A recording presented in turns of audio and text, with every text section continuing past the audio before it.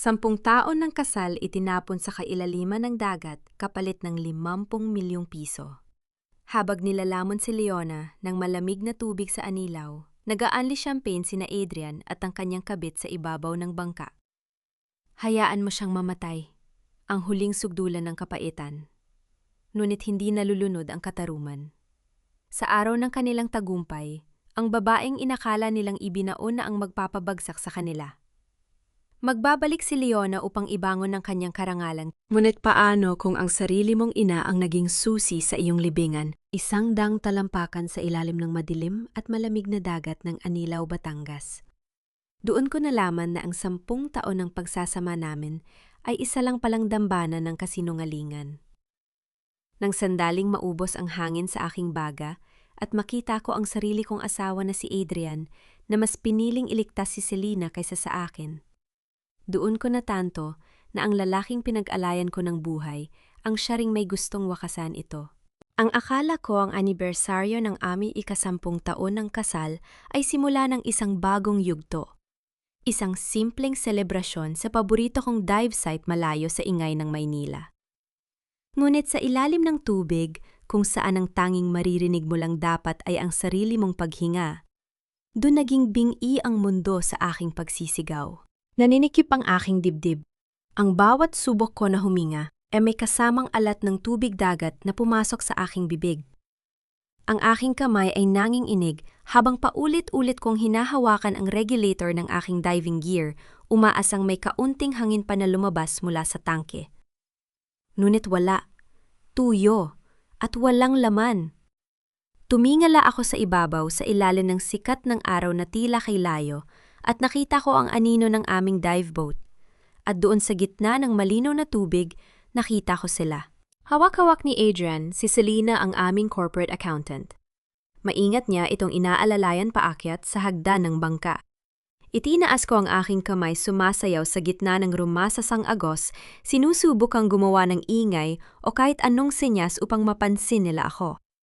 Ngunit ang tanging lumabas sa aking mga labi ay mga bula ng hangin na mabilis na naglaho patungo sa ibabaw. Nag-angat ng tingin si Adrian. Nagtagpo ang aming mga mata sa kabila ng aking diving mask. Sa kabila ng distansya, kitang-kita ko ang lamig sa kanyang muka. Walang bakas ng takot, walang pag-aalala, at higit sa lahat, walang pagmamahal. Inilapit ni Selena ang kanyang mukha sa gilid ng bangka, nakatitig sa akin na tila ba isa lamang akong basura na itinapon sa dagat. Nakita ko ang galaw ng kanyang mga labi bago sila tuluyang umalis. Alam ko ang kanyang sinabi, dahil ang mga salitang yon ay tila bumaon sa aking utak, gaya ng isang matalas na patalim. Sinabi niya na iwanan na ako riyan at hayaang mamatay sa ilalim. Binalot ako ng matinding panghihina, hindi laman dahil sa kawalan ng oxygen, kundi dahil sa bigat ng katotohanan. 10 taon.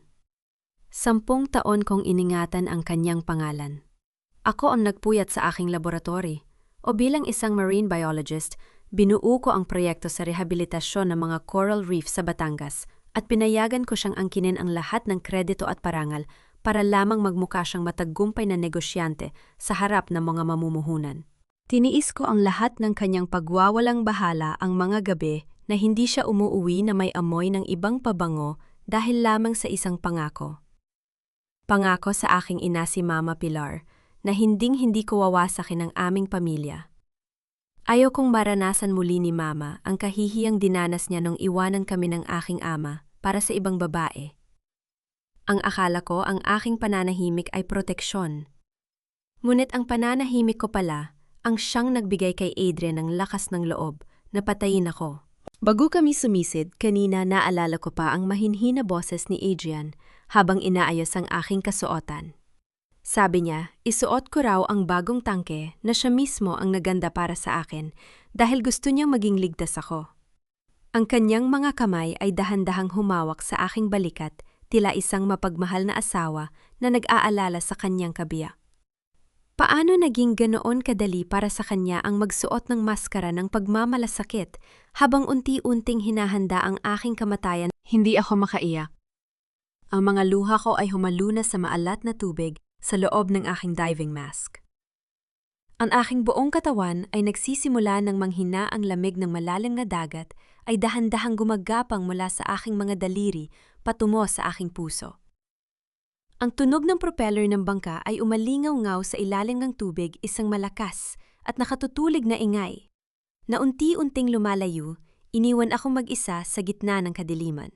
Ngunit sa kabila ng sakit, sa kabila ng pakiramdam na tila tinraidor ako ng buong mundo, may isang bagay na nag-alab sa aking kalooban.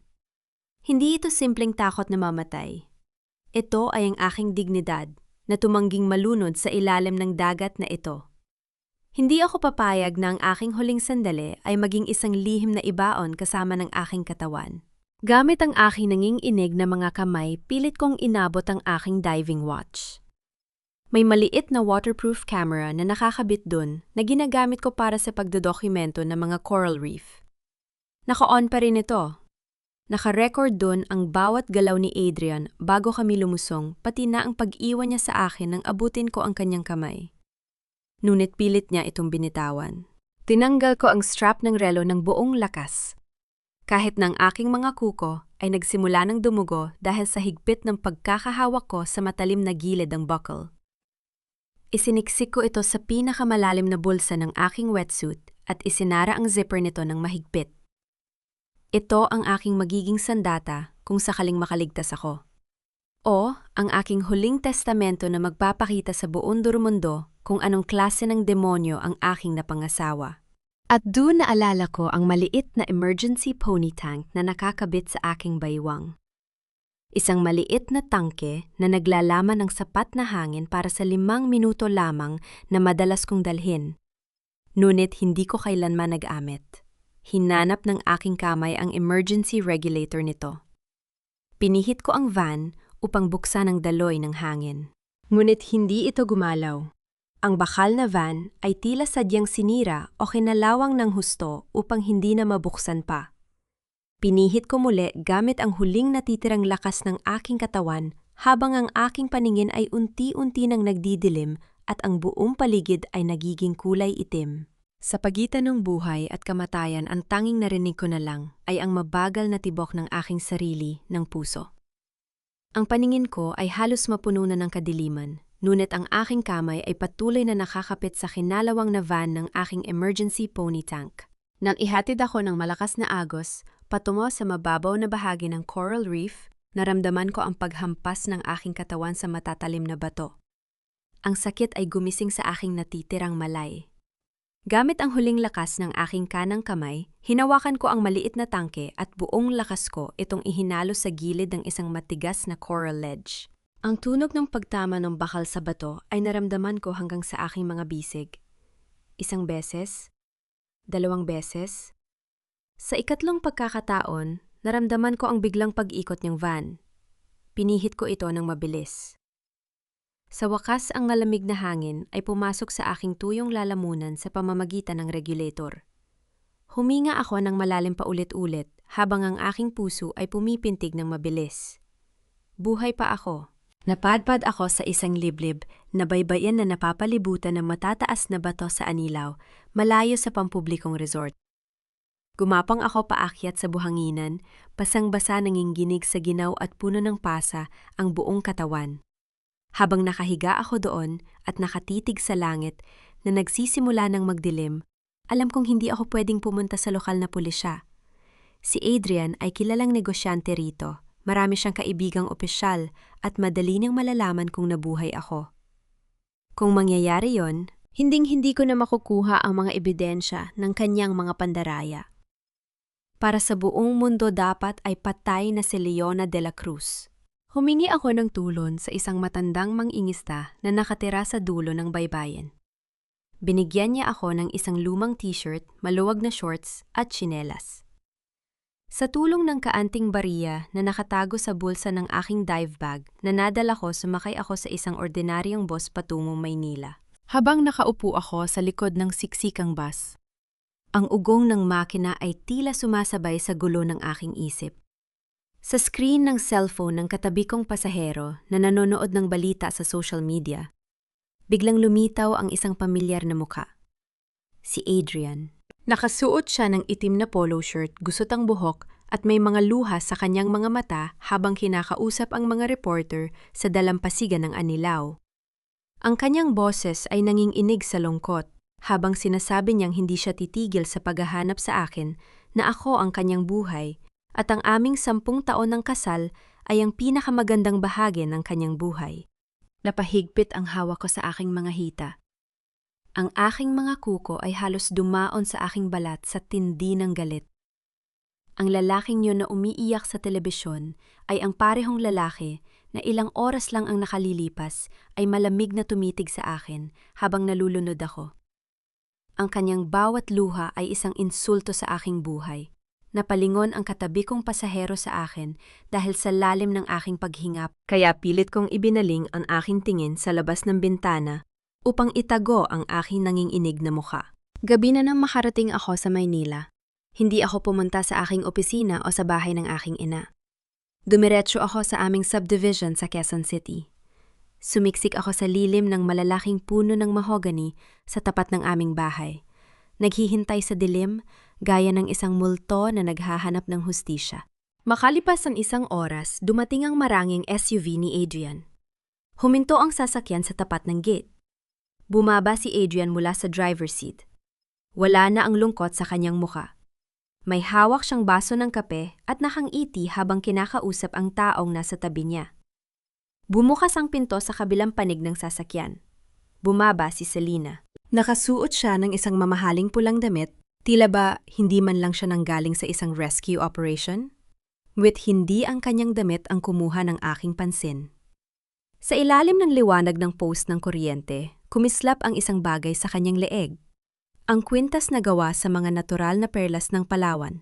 Iyon ang kwintas na iniwan ko sa aking jewelry box sa aming kwarto bago kami umalis patungong Batangas.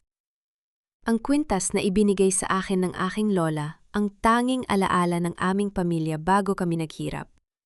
At ngayon, suot-suot ito ng babaeng nagnanais na palitan ako habang ang aking katawan ay inaakala nilag nabubulok na sa ilalim ng dagat. Nang gabing iyon, gamit ang ekstrang susi na nakatago sa ilalim ng flower pot, pumasok ako sa maliit na apartment ng aking matalik na kaibigan at kasamahan sa pananaliksik na si Doc Aris na kasalukuyang nasa Australia para sa isang kumperensya. Alam kong ligtas ako rito dahil walang sinuman sa pamilya ni Adrian ang nakakaalam ng lugar na ito. Habang hinuhugasan ko ang maalat na tubig at natuyong dugo sa aking mukha sa harap ng salamin sa banyo, halos hindi ko makilala ang sarili kong mukha. Ang aking mga balikat ay puno ng pasa, ang aking mga kuko ay may tuyong dugo, at ang aking mga mata na dating puno ng lambing ay pinalitan ng malamig at matalim na galit. Tiniis ko ang hapdi ng alkohol sa aking mga sugat nang walang kahit isang daing.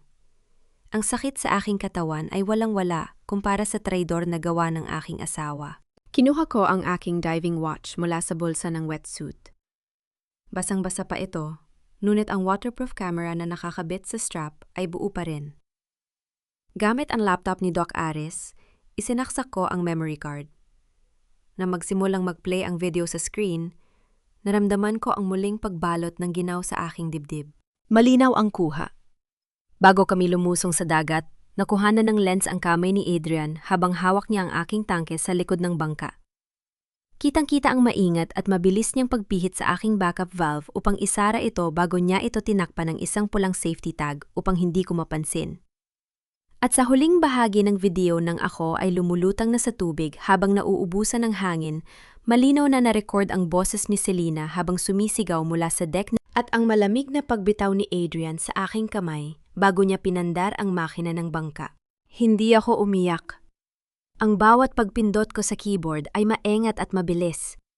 Gumawa ako ng 3 magkakahiwalay na kopya ng video file, isang nakatago sa isang secured cloud drive, isa sa flash drive, at isa sa external hard drive na itinago ko sa loob ng aking bag. Sumunod kong binuksan ang shared cloud storage ng aming kumpanya kung saan nakatago ang mga dokumento ng aming marine conservation project. Gamit ang aking lumang administrator password na hindi pa nila napapaltan, pumasok ako sa email server ni Adrian. Doon ko natagpuan ang isang thread ng mga mensahe sa pagitan nila ni Selena noong nakaraang buwan. Isang mensahe mula kay Selena ang kumuha ng aking pansin. Siguraduhin mong hindi na siya makakabalik mula sa Anilaw. Ang mga mamumuhunan mula sa Japan ay pirmahan na lang ang hinihintay para sa resort project sa susunod na linggo. Hindi natin kayang maghintay kung magbabago pa ang isip niya tungkol sa lupa. At ang sagot ni Adrian, handa na ang lahat. Pagkatapos ng anibersaryo akin na ang buong ari-arian, walang sinuman ang maghihinala. Napahawak ako sa aking lalamunan. Ang pagpatay sa akin ay hindi isang biglaang desisyon. Isang buwan nila itong pinlano. Isang buwan silang tumitingin sa aking mga mata kumakain kasama ako sa iisang lamesa habang itinutulak ako dahan-dahan sa aking libingan. Ngunit ang pinakamatinding sorpresa ay dumating nang siyasatin ko ang bangko ng aming proyekto. Ang pondong ibinigay ng pamahalaan para sa rehabilitasyon ng mga coral reef ay halos wiped out na. May isang malaking withdrawal na ginawa 2 araw bago ang aming biyahe sa Batangas, 5 milyong piso. Tiningnan ko ang detalye ng bank transfer. Ang perang yon ay hindi napunta sa kumpanya ni Adrian o sa personal na account ni Selena. Napunta ito sa isang pribadong account na nakarehistro sa ilalim ng mga inisyal na PDC. Nanlamig ang buo kong katawan. Ang aking mga daliri ay naging kasing tigas ng yelo sa ibabaw ng mouse ng laptop. PDC Pilar de la Cruz. Ang pangalan ng aking sariling ina. Hindi ako makapaniwala na ang sarili kong ina ay magagawang ipagpalit ang aking buhay sa pera. Ngunit sa mundong ito ng kasakiman, ang mga taong pinakapinaasa mo, ang siyang magbibigay sa iyo ng pinakamatinding sugat. Bago ko harapin si Mama, kailangan kong masigurado ang lahat ng ebidensya laban sa kanila ni Adrian. Kinabukasan, gamit ang isang malaking sombrero, maitim na salamin, at simpleng damit upang hindi makilala nakipagkita ako ng lihim kay Attorney Mateo, ang matagal ng abogado ng aming pamilya at matalik na kaibigan ng aking pumanaw na ama. Magkikita kami sa isang maliit at tahimik na kainan sa gilid ng Maynila. Nang maupo ako sa kanyang tapat, at tanggalin ko ang aking salamin, napahawak ang matandang abogado sa kanyang dibdib. Namutla ang kanyang muka at muntik na niyang mabitawan ang hawak na tasa ng kape. Leona, ikaw ba talaga yan? Ang pabulong niyang tanong nanginginig ang boses. Sabi ni Adrian sa mga balita, nawawala ka na sa ilalim ng dagat sa Batangas. Buhay ako, attorney. Malamig kong sagot habang inilalapit ko ang aking upuan sa mesa. At kailangan ko ang tulong mo bago nila tuluyang makuha ang lahat ng sa akin. Inilabas ni Attorney Mateo ang isang makapal na folder mula sa kanyang bag. Ito na nga ang dahilan kung bakit gusto kitang makausap nung nakaraang linggo pa.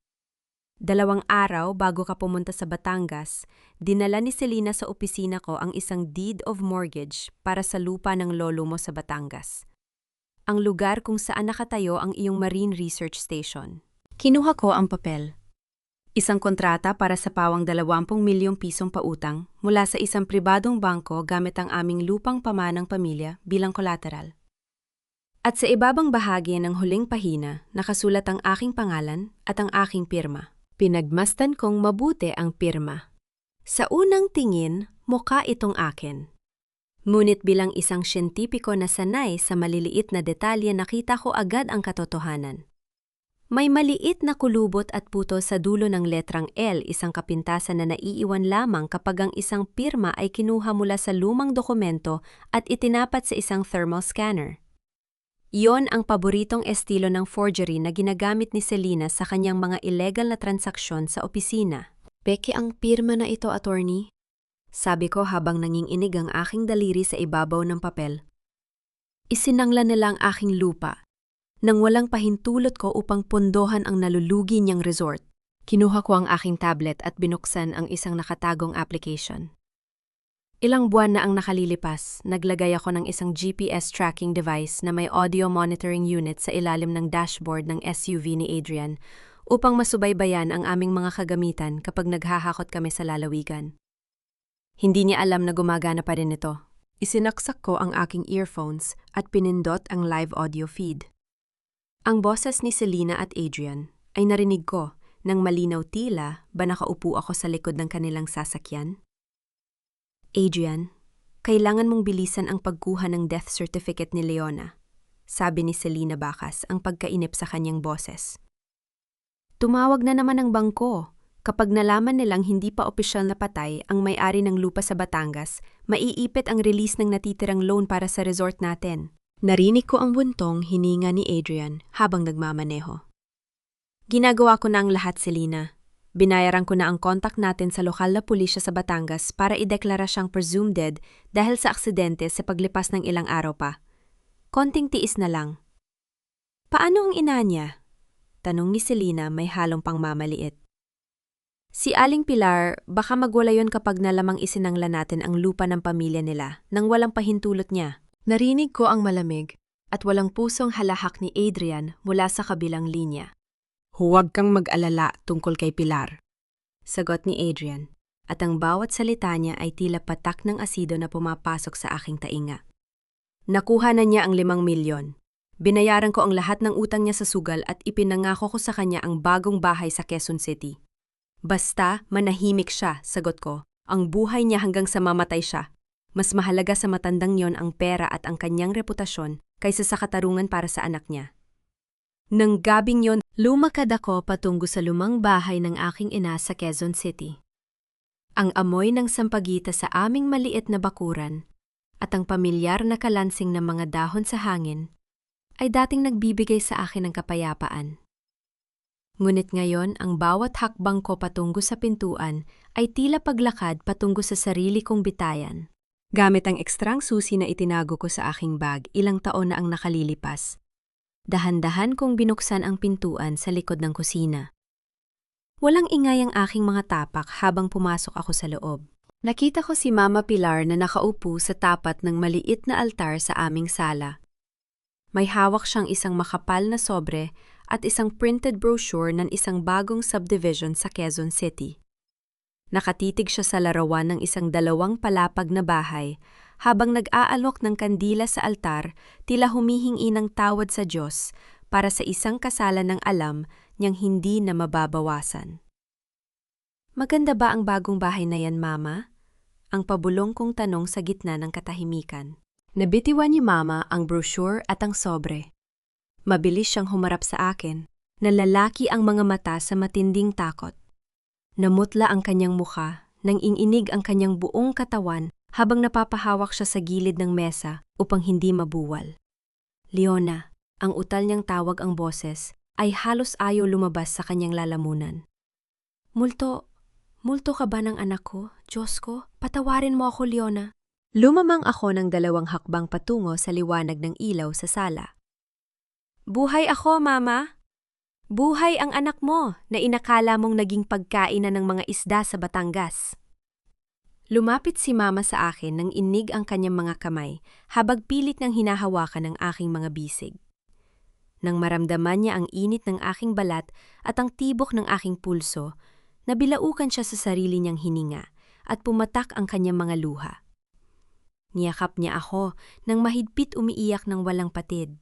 Ngunit ang mga susunod niyang salita ang tuluyang pumatay sa kung anumang natitirang pagmamahal sa aking puso.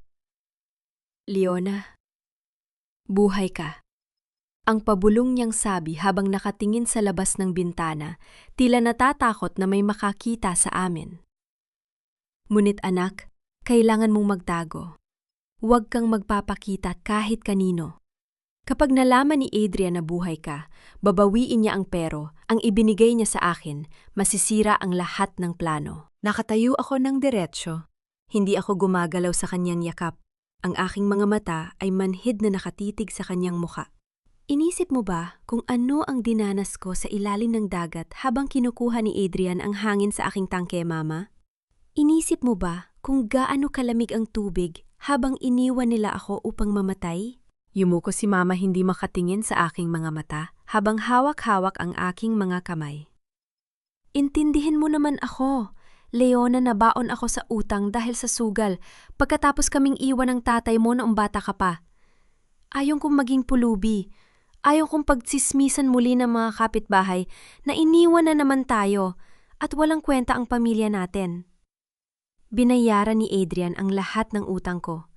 Ibibili niya ako ng bagong bahay, magsimula ka na lang sa ibang bansa, anak.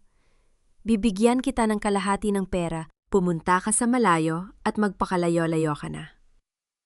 Tinitigan ko ang babaeng nagluwal sa akin sa mundong ito. Ang babaeng buong buhay kong pinrotektahan mula sa kahihiyan ang dahilan kung bakit tiniis ko ang 10 taon ng impyerno sa piling ni Adrian. At ngayon sa harap ng aking buhay at ng kanyang sariling kaginhawaan, mas pinili niya ang pera ng lalaking nagtangkang pumatay sa akin. Dahan-dahan kong inilayo ang aking mga kamay mula sa kanyang pagkakahawak. Hindi ako sumigaw. Hindi ako nagwala. Ang aking boses ay naging kasing tigas at kasing lamig ng yelo. Ipinatpalit mo ang sarili mong anak para sa 5,000,000 at isang bahay? Sabi ko habang humahakbang ako pabalik patungo sa pintuan. Takot na takot kang pagsismisa ng ibang tao, pero hindi ka natakot na ibenta ang sarili mong dugo at laman sa demonyong iyon? Leona, pakiusap, huwag mo akong iwan. Ang sigaw ni Mama. Habang sinusubukan niyang humabol, ngunit nanginginig ang kanyang mga tuhod at napaluhod siya sa sahig. Inamo pa rin ako? Lumingon ako sa kanya sa huling pagkakataon, walang kahit isang luha na pumatak sa aking mga mata. Wala na akong ina. Ang malamig kong pahayag na umalingaw-ngaw sa buong bahay. At mula sa gabing ito, isipin mo na lang na tuluyan na talagang nalunod ang anak mo sa Batangas. 2 araw pagkatapos ng aking huling pakikipag-usap kay Mama, dumating ang gabi bago ang pinakamalaking kaganapan sa buhay ni Adrian. Ang grand launch ng kanyang beachfront resort project sa Batangas nagaganapin sa pinakamalaking hotel ballroom sa Maynila. Sa loob ng isang mamahaling suite sa hotel, nakatayo si Selena sa harap ng malaking salamin habang isinusukat ang isang eleganteng gintong gown. Si Adrian naman ay nakaupo sa sofa, umiinom ng mamahaling wine habang nakatitig sa mga promotional brochure ng resort kung saan nakasulat ang kanyang pangalan bilang sole founder. Bukas opisyal nang sa atin ang proyekto, sabi ni Selena habang inaayos ang kanyang buhok at ang kwintas na perlas ng aking lola ay kumikislap sa kanyang leeg. Ang mga mamumuhunan mula sa Japan ay nakahanda ng maglabas ng $50,000,000. Wala nang makakapigil sa atin. Inangat ni Adrian ang kanyang baso. Sinabi ko na sa iyo, Selena, ang lahat ng bagay sa mundong ito ay may presyo.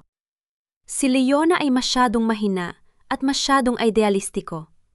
Inisip niya na ang prinsipyo ang magpapakain sa kanya. Hindi siya nababagay sa mundong ginagalawan natin.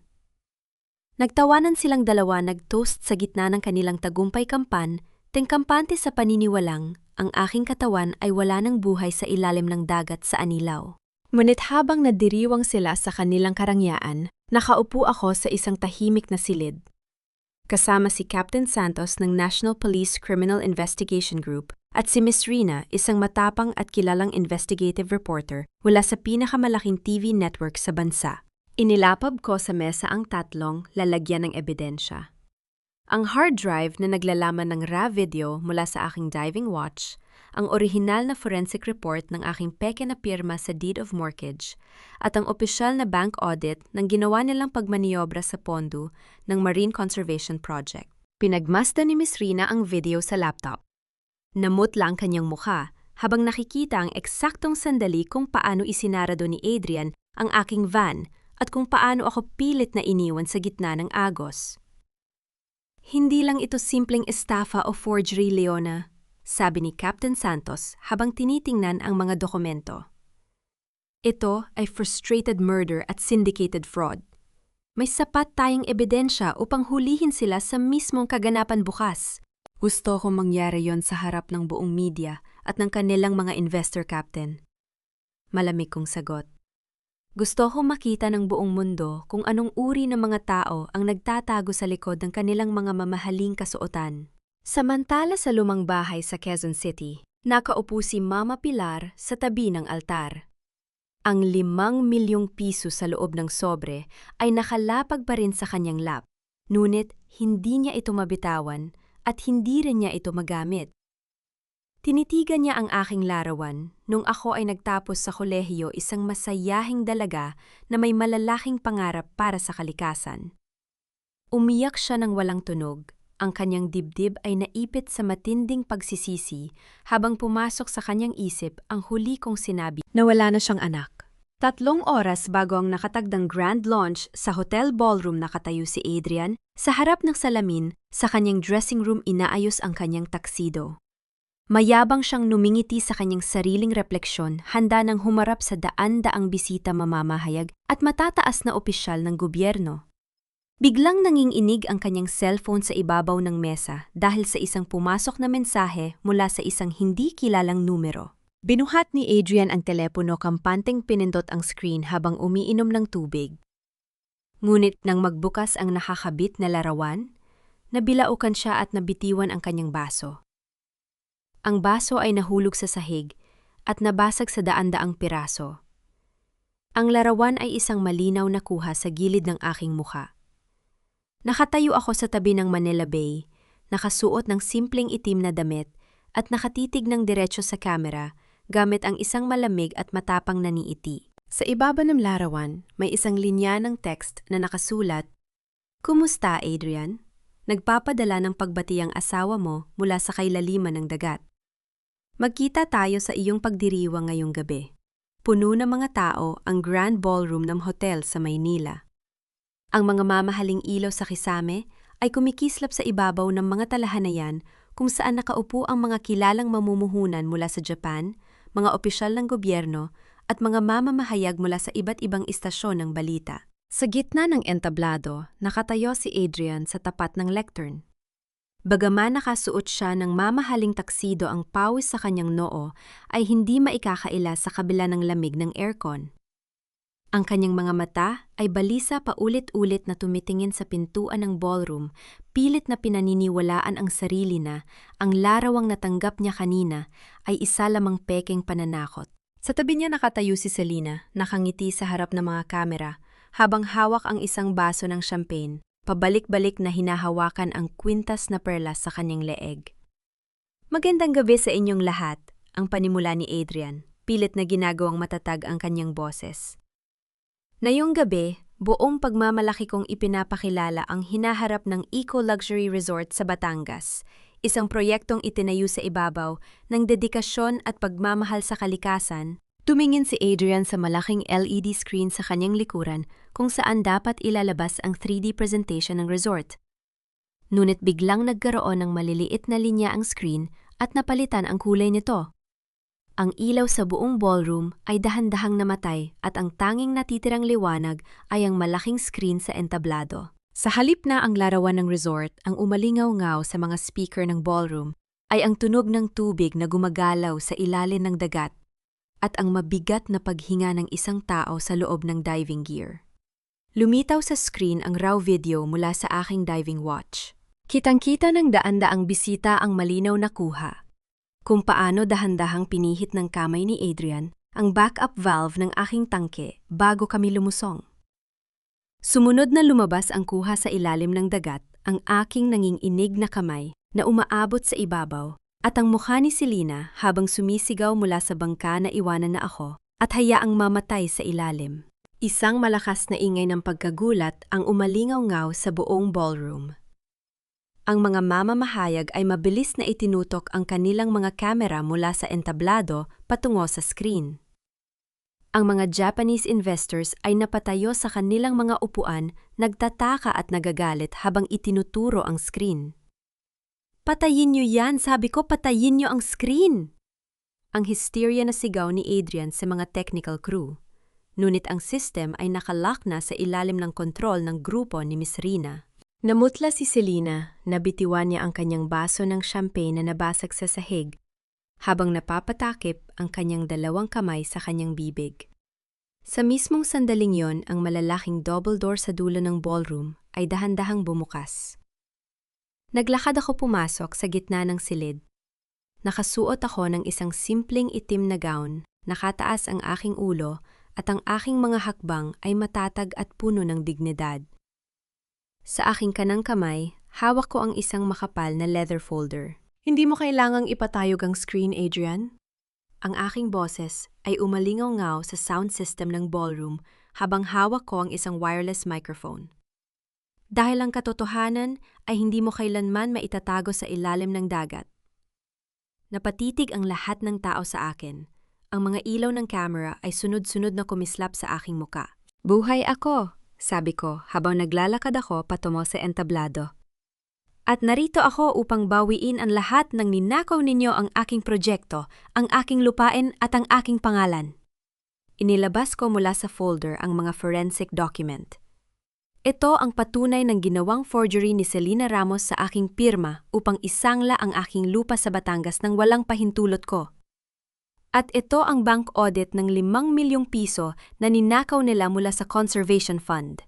Pumasok sa entablado si Captain Santos kasama ang 10 armadong pulis.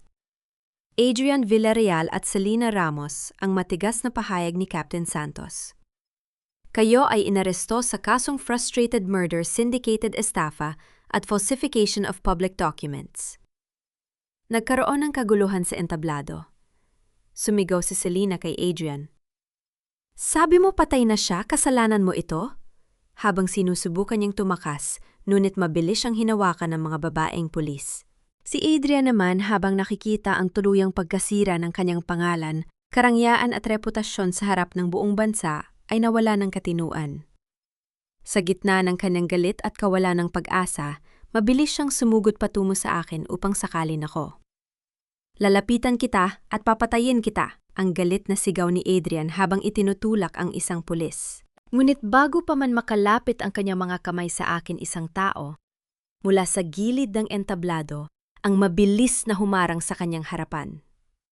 Isang malakas na tulog ng sampalang umalingaw-ngaw sa buong silid ng patamaing, muli ng taong yon ang kanyang kamay sa mukha ni Adrian.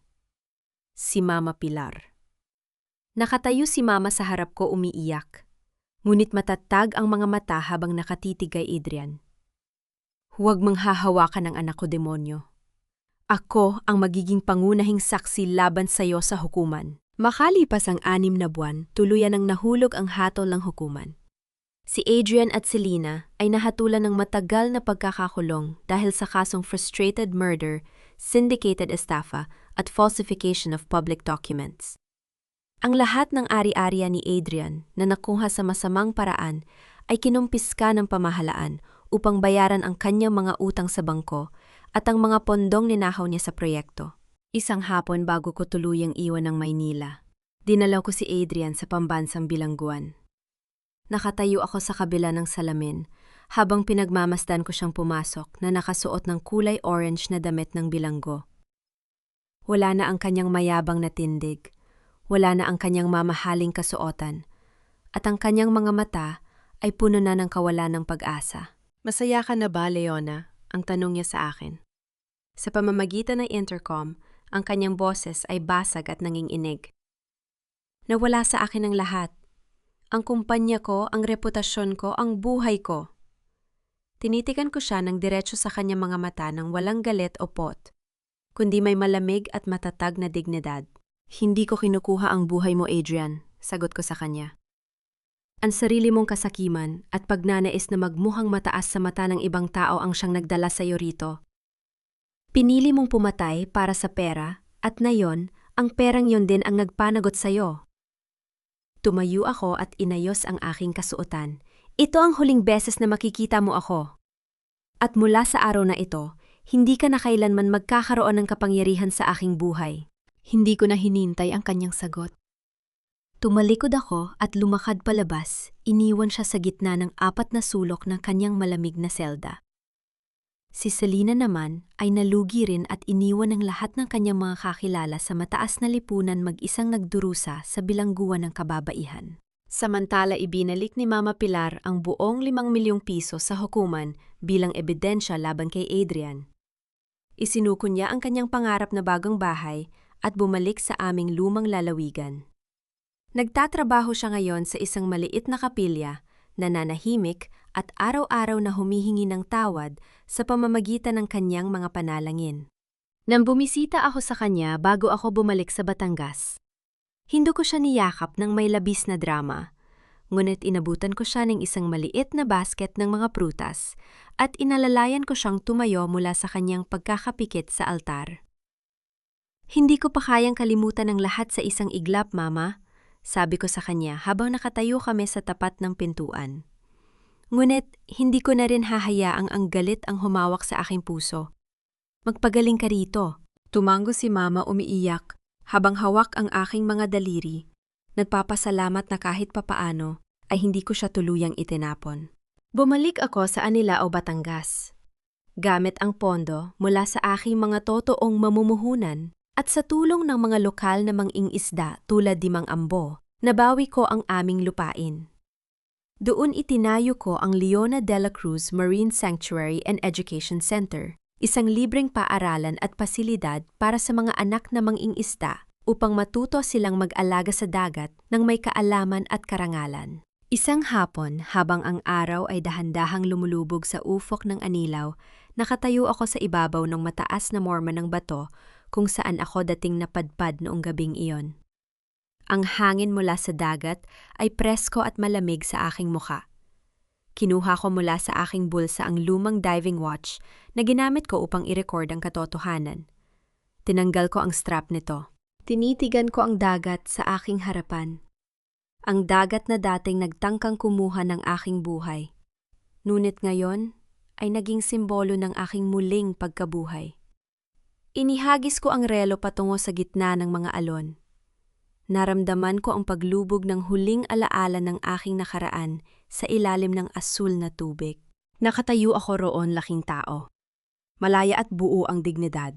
Nalaman ko na ang totoong pamilya at tahanan ay hindi itinatayo sa pamamagitan ng pananahimik sa gitna ng pang-aabuso, kundi sa ibabaw ng katotohanan. Paggalang sa sarili at lakas ng loob na tumayo sa sariling mga paa. Napakabilis ng daloy ng panahon sa buhay ng tao. Ang bawat luhang pumatak sa ilalim ng madilim na tubig ay naging benepisyo ng liwanag sa paglipas ng mga araw. Mga mahal kong tagapakinig, maraming salamat sa inyong pagsama sa bawat hakbang ng paglalakbay ni Leona. Habang isinusulat ko ang kwentong ito paulit-ulit na bumabalik sa aking isipan ang eksena noong siya ay nakatayo sa gitna ng malamig na dagat sa Anilao. Nawala ng hangin, ngunit hindi nawala ng dignidad. Sa tunay na buhay, marami sa atin ang nakakaranas din ng sariling pagkalunod. Hindi sa ilalim ng karagatan, kundi sa ilalim ng bigat ng kawalan ng katapatan ng mga taong pinagkatiwalaan natin ng ating puso. Madalas natatakot tayong magsalita dahil ayaw nating masira ang tingin ng iba sa ating pamilya. Tinitiis natin ang sakit, tinatakpan natin ang mga sugat, hanggang sa tayo na mismo ang mawala ng hininga. Ngunit ang aral na iniiwan sa atin ng kwento ni Leona ay malinaw. Ang isang tahanan ay hindi na pananatili sa pamamagitan ng pagiging pipi sa harap ng injustice. Ang tunay na pagmamahal sa sarili ay ang pag-alam kung kailan dapat kumalas sa mga taong gumagamit lamang sa iyong kabaitan. Gaya ng isang tangke ng oxygen sa ilalim ng dagat, ang pagrespeto sa sarili ang tanging bagay na magpapanatili sa iyong buhay kapag ang buong mundo ay nagtatangkang ilunod ka. Kung ikaw ang nasa kalagayan ni Leona, magagawa mo rin bang patawarin ang isang inang? Mas pinili ang pera kaysa sa iyong kapakanan? O pipiliin mo ring magsimula ng bagong buhay nang malayo sa kanila? Nasaan man kayo ngayon habang nakikinig sa gitna ng trapiko, habang nagluluto para sa pamilya, o habang nagpapahinga pagkatapos ng mahabang araw ng trabaho nawa, ay magdala ang kwentong ito ng liwanag at lakas sa inyong mga puso. Huwag ninyong kalilimutang mag-like, mag-comment ng inyong mga salubin at i-share ang kwentong ito sa inyong mga mahal sa buhay. Nawa ay magkaroon kayo ng isang mapayapa at matatag na araw. Titulada ng kwento, Ang Tangke ng Karangalan sa Anilao. Ang kwentong ito ay isinulat hango sa inspirasyon ng mga totoong buhay sa labas, pinalalakas para sa lahat ng mga nagdaan at kasalukuyang dumaranas ng katulad na pagsubok. Lumalabas ang lahat ng mga tauhan at sitwasyon sa kwento ay katang-isip lamang at pinalitan upang hindi makasakit o makatama ng sinuman. Ang kwento ay ginawa para sa layuning magbigay ng libangan at maghatid ng positibong mensahe.